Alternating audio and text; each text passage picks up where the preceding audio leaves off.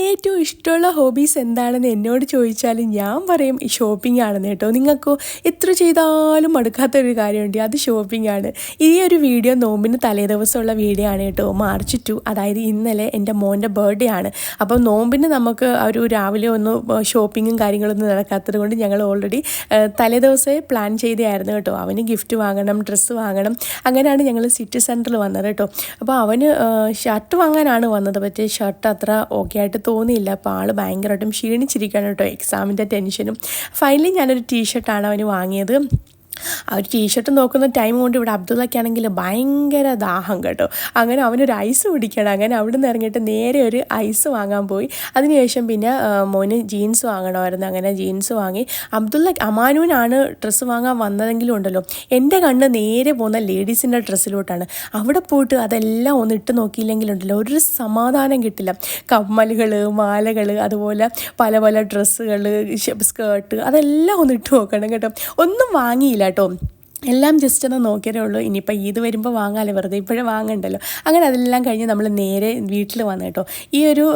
എന്നിട്ട് നമ്മുടെ ബർത്ത്ഡേയുടെ ദിവസം വന്നു കേട്ടോ. മോൻ ഏറ്റവും ഇഷ്ടമുള്ളത് മന്തിയാണ് കേട്ടോ, ചിക്കൻ മന്തി. അങ്ങനെ ഞാൻ ചിക്കൻ മന്തിയാണ് ഉണ്ടാക്കിയത്. ചിക്കൻ മന്തി ചോറും ചിക്കനൊക്കെ റെഡിയാവുന്ന ടൈം കൊണ്ട് ഞാൻ ആ ഒരു തക്കാളി സോസൊക്കെ റെഡിയാക്കി കേട്ടോ. ഞാൻ എപ്പോഴും ആലോചിക്കുന്നൊരു കാര്യമാണ്, തക്കാളി സോസ് ഞാൻ ഉണ്ടാക്കുമ്പോൾ ഉണ്ടല്ലോ ആ ഒരു റെഡ് കളർ വരില്ല. എനിക്കിനി തക്കാളിയുടെ ആണോ എന്താണെന്ന് അറിയില്ല കേട്ടോ. അങ്ങനെ നമ്മുടെ ഫൈനലി ചോറൊക്കെ റെഡിയായി, ഇതേ സ്മോക്കൊക്കെ കൊടുത്തു. അതിനുശേഷം പിന്നെ നമ്മൾ ഗ്രീൻ ആപ്പിളായിരുന്നു ജ്യൂസായിട്ട് എടുത്തത് കേട്ടോ. പക്ഷേ മോൻ നമ്മുടെ കൂടെ ഇല്ലായിരുന്നു നോമ്പ് തുറക്കാൻ. അവൻ്റെ ട്യൂഷൻ സാറും ഫ്രണ്ട്സും ഒക്കെ ആയിട്ടായിരുന്നു ആ ഒരു ട്രീറ്റ് കേട്ടോ. അപ്പം നോമ്പ് തുറന്നിട്ടാണ് മോൻ നമ്മുടെ റൂമിലോട്ട് വന്നത്. അങ്ങനെ ഞാനാണെങ്കിൽ അവന് ഇഷ്ടമാണെന്ന് പറഞ്ഞു മന്തിയും അതുപോലെ ഉള്ളിവടയൊക്കെ റെഡിയാക്കി വെച്ചു. അപ്പോൾ അവസാനമാണ് പറഞ്ഞു, ഉമ്മ എനിക്ക് ഫ്രണ്ട്സിനോടാണ് ട്രീറ്റ് എന്ന്. അപ്പം ഞങ്ങൾ രണ്ടും മാത്രമേ ഉള്ളായിരുന്നു നോമ്പ് തുറക്കാൻ.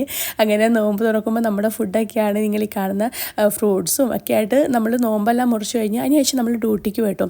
പിന്നെ രാത്രിയിലാണ് ട്യൂഷൻ കഴിഞ്ഞിട്ട് ആൾ വന്നത്. അപ്പോഴാണ് നമ്മൾ കേക്ക് മുറിക്കുന്ന. ആരെയും വിളിച്ചതൊന്നുമില്ല കേട്ടോ, നമ്മൾ മാത്രമേ ഉള്ളായിരുന്നു. ഒരു കുഞ്ഞ് കേക്കാണ് കേട്ടോ.